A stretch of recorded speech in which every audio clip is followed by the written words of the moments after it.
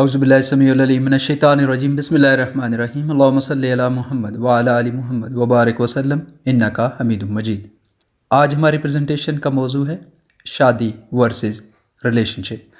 آج کی liberal values اور اسلام میں شاید سب سے زیادہ دوری بلکہ شدید ترین مخالفت مرد اور عورت کے ریلیشن شپ پر ہے، جہاں آج کی لبرل سوچ مرد اور عورت کے آزادانہ ریلیشن شپ کو صرف صحیح نہیں بلکہ ضروری سمجھتی ہے، کیونکہ اس لائن آف تھنکنگ کے مطابق زندگی بھر کی کمٹمنٹ سے پہلے ایک دوسرے کو سمجھنا، پرکھنا، ساتھ رہنا ضروری ہے۔ وہیں اسلام اس طرح کے ریلیشن شپ کو صرف روکتا نہیں بلکہ اس کے نزدیک یہ کبھی ترین عمل ہے اور اس کی سزا قرآن اور حدیث میں سخت ترین ہے۔ اور پھر یہاں تک کہا گیا کہ زنا کے قریب بھی نہ جانا، اور شاید یہ واحد گناہ ہے جس کے لیے قرآن میں یہ لفظ استعمال ہوئے۔ اور پھر لبرل سوسائٹی جو مرد اور عورت کے اس اوپن اختلاط کو ضروری سمجھتی ہے، وہ اس کو آسان کرنے کے لیے ہر ممکن قدم اٹھاتی ہے۔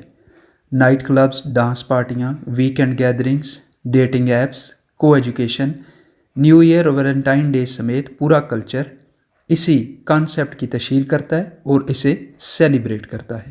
اگرچہ اسلام عورتوں میں مردوں کی خواہش کو بنیادی خواہش قرار دیتا ہے، بلکہ اس سے بھی آگے عورتوں کو مردوں کے لیے سکون کا ذریعہ بھی قرار دیتا ہے، لیکن وہ اسے شادی کے بندھن کے اندر ہر صورت رکھنا چاہتا ہے۔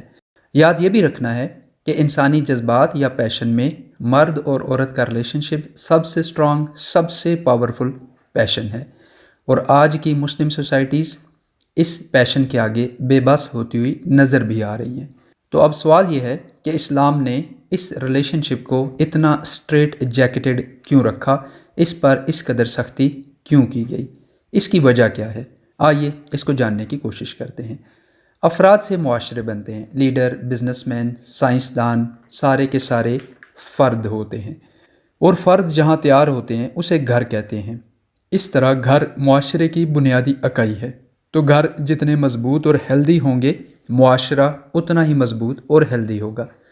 اور جو چیز گھر کو گھر بناتی ہے وہ مرد اور عورت کا ریلیشن شپ ہے۔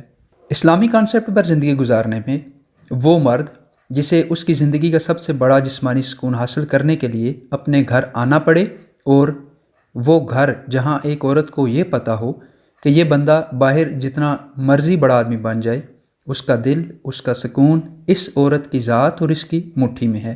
اس ریلیشن شپ سے، اس پیشن سے وہ بانڈ بنتا ہے جو گھر کو سکون، محبت اور پیشن کا گڑھ بنا دیتا ہے، اور یہی وہ گھر ہوتا ہے جہاں مرد اور عورت کی محبت نئی نسلوں کو پروان چڑھاتی ہے، مرد اور عورت کو سکون ملتا ہے اور معاشرے کو اس کی مین پاور ملتی ہے۔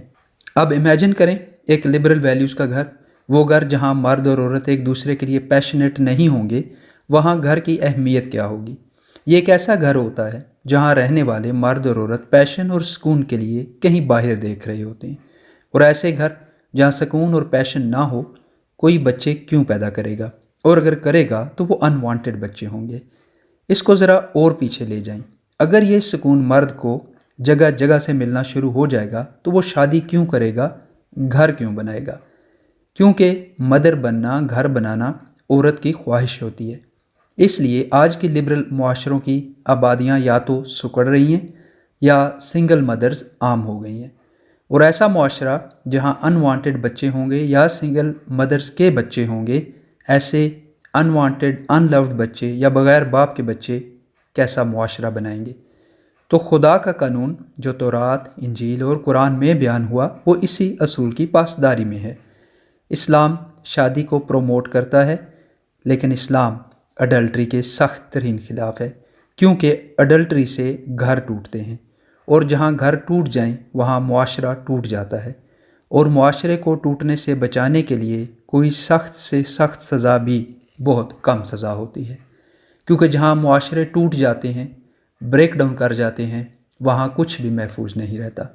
اللہ ہمارے افراد کو، گھروں کو، معاشرے کو محفوظ رکھے اور اڈلٹری سمیت ہر گناہ سے محفوظ رکھے۔ اللہ تعالیٰ سمجھ عطا فرمائے، آسانیاں عطا فرمائے، اور آسانیاں بانٹنے کی توفیق عطا فرمائے۔ آمین یا رب العالمین۔